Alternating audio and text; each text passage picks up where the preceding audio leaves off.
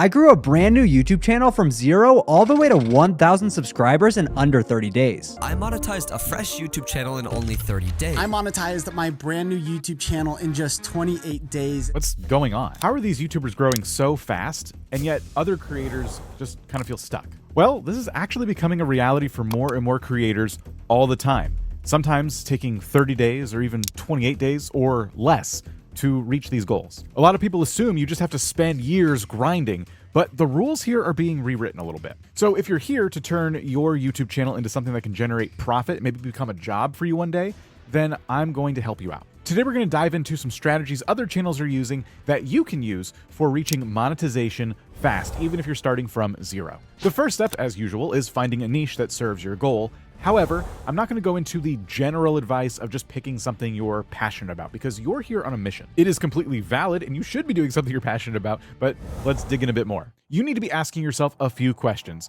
Number one being, is this niche you're about to go into profitable? Not all niches are created equal. Let's say you have a goal of earning $100 per video. With a CPM of $7 per 1,000 views, you would need 14 to 15,000 views.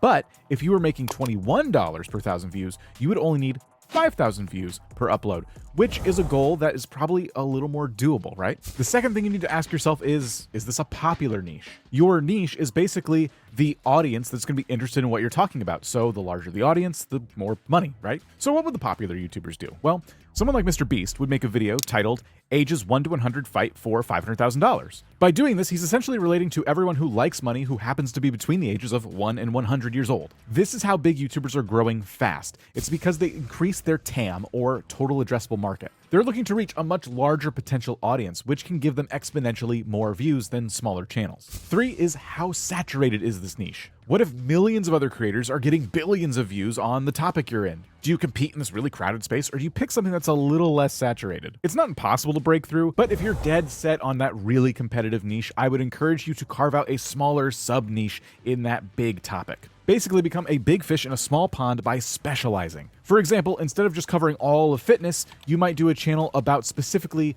CrossFit. It's not about just less competition here either. A highly targeted audience is more likely to engage with you because you're speaking very specifically to their very direct interests. And finally, the fourth question, ask yourself this: do you feel like there is room to grow within this niche? Now, this doesn't just include being able to generate basically endless ideas for this niche that you're about to enter. Nothing's worse than running out of ideas 1 year into your YouTube journey, right? But can you also monetize this content outside of YouTube by using things like affiliate links or brand deals, sponsorships, things like that? AdSense does not and should not be the only way that you are looking to make money with a YouTube channel. Having said all of that, I still maintain that it's mega important to have a passion in what you're actually talking about if you want to even make any money or get any views. Because topics you already care about tend to be a lot easier to infiltrate, right? You already know the lingo. You can get in that community because you are very familiar with it. This will also help you avoid burnout. But finding the perfect niche won't just be the magic bullet, right? You still need to generate views. But there's actually a strategy you can lean into for getting a lot more views than you're probably used to getting right now. The biggest channels on YouTube aren't just randomly throwing ideas at the walls to see what sticks, and then they just happen to always get over 1 million views. No, they are following a very specific blueprint. Let's go back to Mr. Beast's channel. It's obvious that he struck gold, literal gold, with this $1 versus $1 million series he's been doing. So what I want you to do is hit up the YouTube search bar and then type in $1 versus $1,000. Scroll down and look at the insane view counts on these videos. 5.7 million, 19 million, 5.2 million. And it's not just Mr. Beast. Let's check out Ryan Trahan's channel. For a while now, he's been doing this I Tested 1-star reviews series. Millions of views all over the place yet again. Other household names like Eric are using this strategy as well. Trust me, even though it feels like only the pro YouTubers can do this, you can as well. Once you find videos in your niche that have had that viral success, you can make videos kind of modeled after them, right? You're just starting out here, so the expectation shouldn't be for millions of views just like them. But what if you got 10,000 views when you're used to getting 1,000? What if you managed to get 100,000 views when you're used to getting 10,000 views? Putting some intent behind the research you're doing and the content you're making will for sure get you monetized a lot faster. And you could do this even within a month's time. Be careful though, because we're not trying to copy these ideas. It's about taking something that resonates with you and then making it your own. If we jump back to the $1 versus however many thousands of dollars example again, we can see something interesting. They're all using the same formula, but let's dissect the thumbnails. The elements that stand out the most here is Mr. Beast on the left, and then the object on the right, the gold car, has been scaled up so that it takes up 2/3 of the thumbnail. Let's look at Nick's thumbnail with over 5.7 million views. Nick's face also on the left, but he's changed a few things up. He made sure to include that iconic gold, right? But he's put it in the background. The other main object in the thumbnail has been blown up real nice and big. You have the steak, but then this really recognizable element of the Salt Bay. Recognizable elements alone are great to use, but the more important lesson here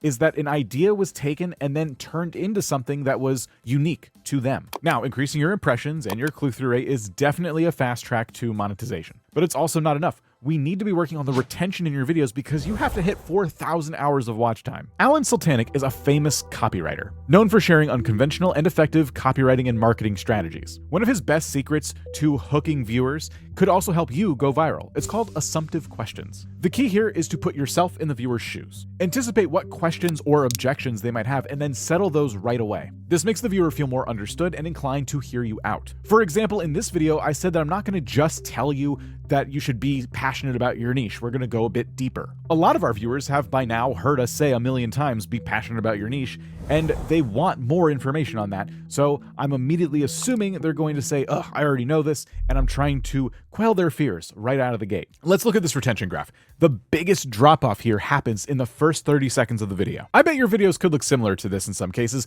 and the goal here is to try and remedy this drop off as much as you can in that first 30 seconds. The less drop off you have here, the longer people will stick through a video. Just a 10 to 20% increase could be the difference between a video that flops and a video that completely explodes. So your hook should satisfy a viewer's curiosity from their click back on the title and thumbnail, and that should happen right away. You could tease some exciting moments coming up later in the content, or you can maybe open a loop by asking a question and promising you're going to answer it in a little while. And what a lot of small channels don't know is that you can use that script writing technique of opening loops over and over again throughout your entire video to keep people hooked. Close a loop, open another one right away. And then the ending is just as important as the intro to your video. What you do not want to do is make it feel like your video is ending at any point. It should kind of come as a surprise. The reason we do this is so that we can seamlessly transition a viewer from one video to the next video. If you start to do a really long outro and people start to assume your video is ending, they're going to click off way before you get to that part where you're like, hey, please subscribe or please watch my next video. It increases your watch time,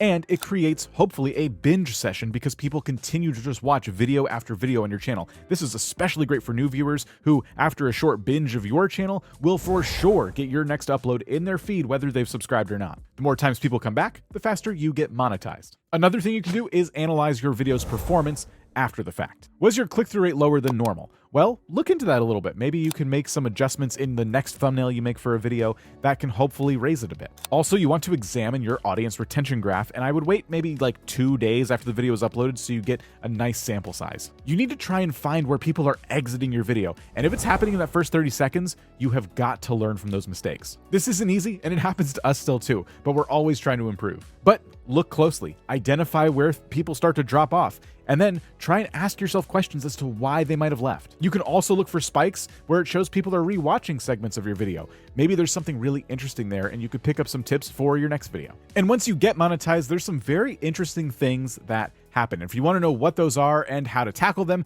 then you're going to want to watch this video.